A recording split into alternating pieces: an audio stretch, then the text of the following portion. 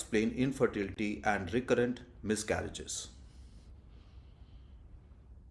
Karyotyping, a very basic and important investigation, helps you see under the chromosome the shape of a chromosome, the size of the chromosome, and even the number of chromosome. Like here you can make out number 21, 3, that is trisomy.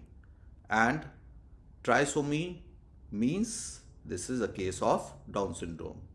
21 chromosome trisomy. Now, many times there is translocation where part of a chromosome breaks and joins another chromosome. Now, translocation is picked up well on karyotyping.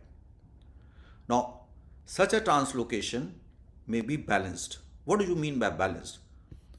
Part of, for example, this chromosome breaks and joins this chromosome, and from here it joins this. Now, it may not be same amount of exchange between the two between the two chromosomes, but still it is called balance because the total genetic material in the cell remains same. It doesn't change. Just take this example. This is a person with 50 rupees in one and 50 in other pocket. So total amount of genetic material you can say here is like 100. Yes. Now if a person, this person transfers from one pocket to another pocket. For example, he has transferred 20 rupees. So here it is 70 and here it is 30. So this is a balanced translocation. The overall amount remains 100. Fine. Now in karyotyping there is a staining method, and after that there is study, and this study is referred to as G banding. And in G banding what can happen, and through G banding what we do, we are able to make out whether the chromosome, which may have a normal length only, has parts from other chromosome or not. For example, in this case, here you could make out that by the color you could make out that this is from other chromosome. G banding doesn't have such colors, but it has various shades of gray, and G banding is like a barcode, and a change in that barcode pattern will tell you that, oh, this part doesn't belong to this particular chromosome, it is from other chromosome. So it can help you to pick up translocation. In Philadelphia chromosome, a part of chromosome 9 attaches to chromosome 22, and part of chromosome 22 attaches to chromosome 9. Now, this exchange of material between the two chromosomes is not exact. Chromosome 22 looks shorter than normal and 9 looks slightly longer than normal. Now, this is a balanced translocation. Why? Because overall genetic material in the cell remains same. It doesn't change. Now, most of these cases of balanced translocation don't cause any disease in the person having it. However, as in case of Philadelphia chromosome and few other cases, balanced translocation can be harmful. Philadelphia chromosome can lead to chronic myeloid leukemia, and in some cases even acute myeloid leukemia. Now, the real problem with balanced translocation comes when the child is born. The child born can have unbalanced translocation. Let us see this case. Here you can make out this person with 100 rupees has 50 in each pocket and does not have any translocation. This has 30 in one and 70 in the other pocket. So overall, both these persons, they have 100, but here you can see there is balanced translocation. 30 in one and 70 in other. So what has happened? 50 from here has shifted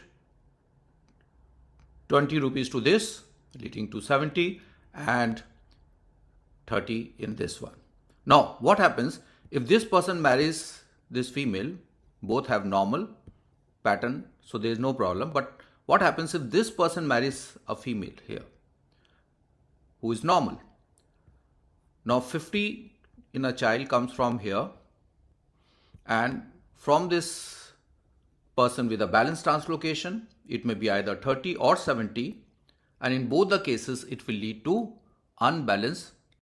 Person with a balanced translocation, it may be either 30 or 70, and in both the cases, it will lead to unbalanced translocation. So what will happen with unbalanced translocation? With unbalanced translocation, the effect will be that either this child may not be born, leading to miscarriage, or if it is born, it may have congenital anomalies. So when do you suspect balanced translocation in parents? When there is recurrent miscarriages, 2 or more.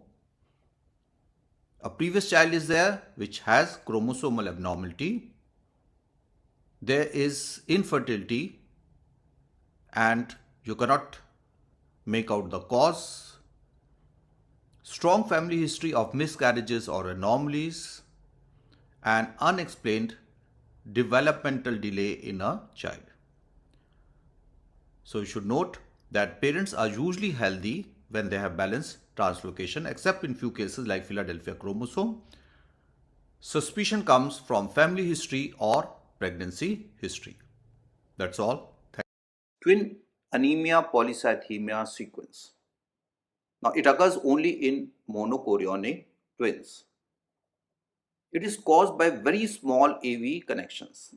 Unlike twin-twin transfusion syndrome, here you can see AV communications are large. So there's a large amount of shunting from donor to recipient. But here you can see the communications are small. So shunts are small. So you will not find the recipient getting too much of flow to cause polyhydramnios, and similarly the donor also will not lose on blood to the extent of causing oligohydramnios.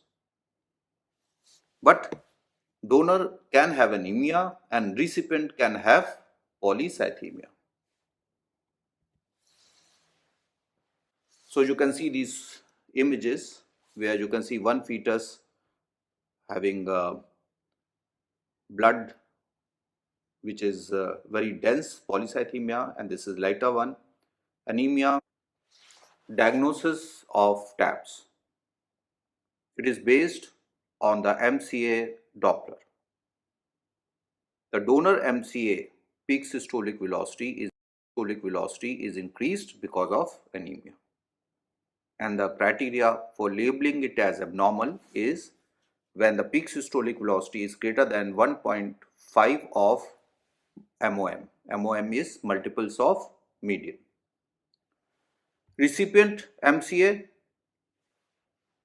because of thick blood polycythemia, the peak systolic velocity is going to reduce, and here it is less than 1 of MOM. Here you can see velocities are increasing, which means this is anemic one and this is the one with polycythemia. Here the peak systolic velocity is greater than 70. Here it is just 20 centimeter, and you can see anemia and polycythemia. At birth, we confirm by seeing the hemoglobin. Going on to additional findings. See the placenta, there will be a difference in the looks of the placenta close to the donor area and recipient area.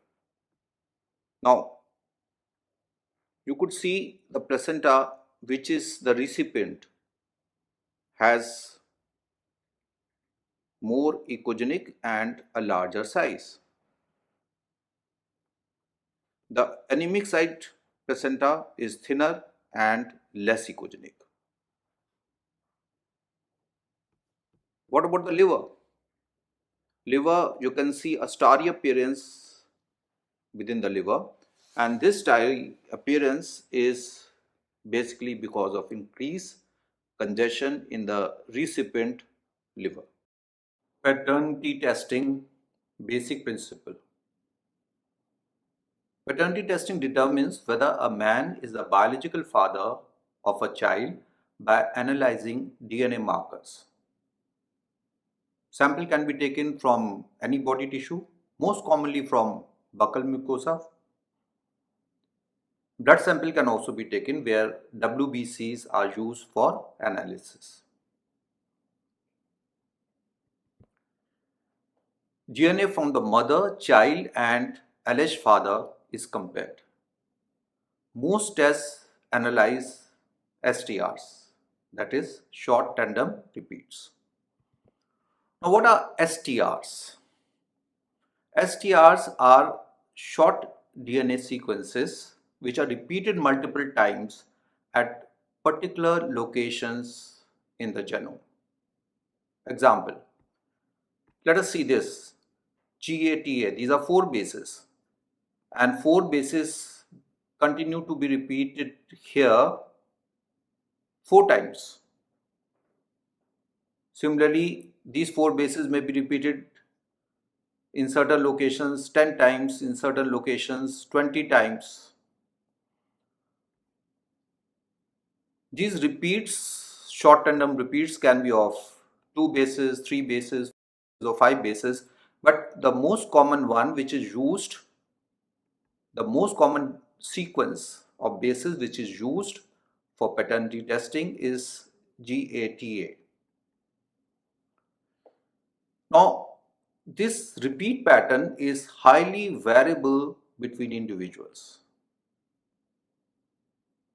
At each position on a particular chromosome, there is one STR repeat number from father and one from mother. And this repeat number from father and mother have a difference, usually difference.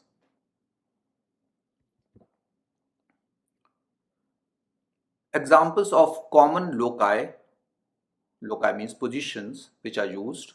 For example, this position on chromosome 3, chromosome 12, and similarly there are so many positions from different chromosomes. At each locus, the repeat number is measured.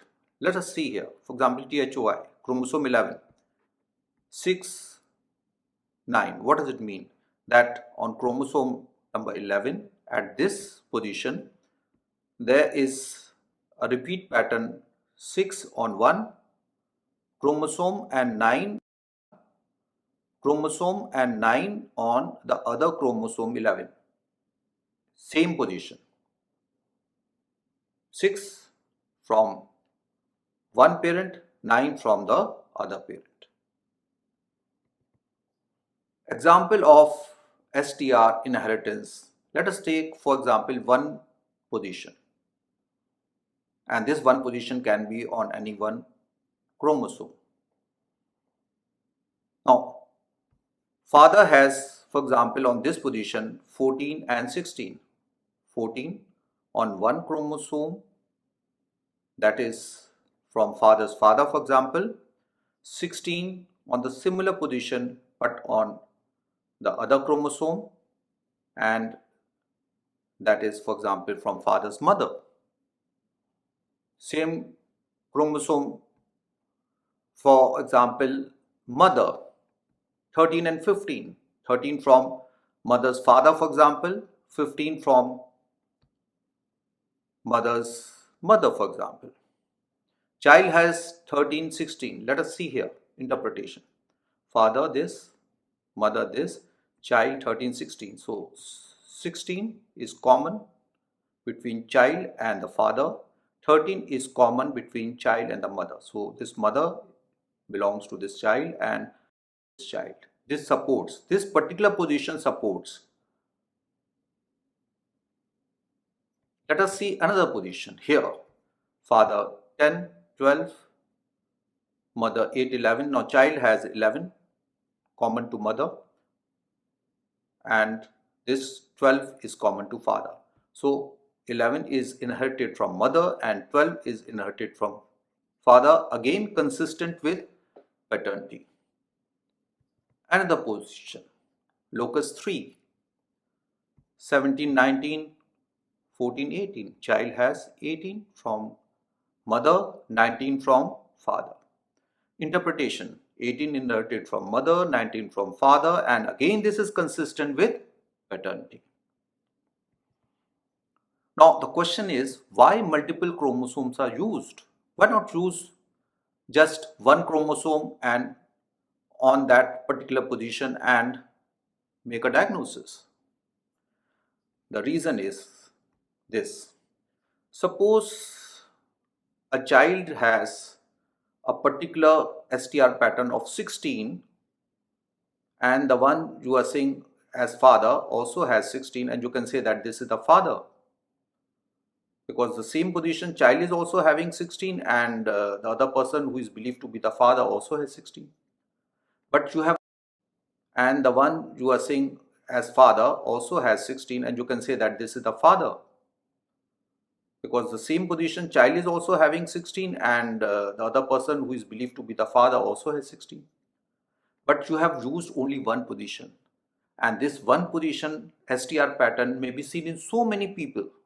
So many men in the population may have 16 number. So again, you cannot be very sure. Now let us take three loci. Locus 1, child 16, father 16, child 12, father 12, 19, 19. So child is matching the father at three different positions, and now there are less chances that some other person will be the father. But in order to be more accurate, we analyze in at least 15 to 23 loci. Now, once we analyze in so many positions, the probability of paternity can exceed 99.9%. Methods used for paternity testing: PCR based STR analysis. We use DNA extraction and then PCR. The less common method is NGS.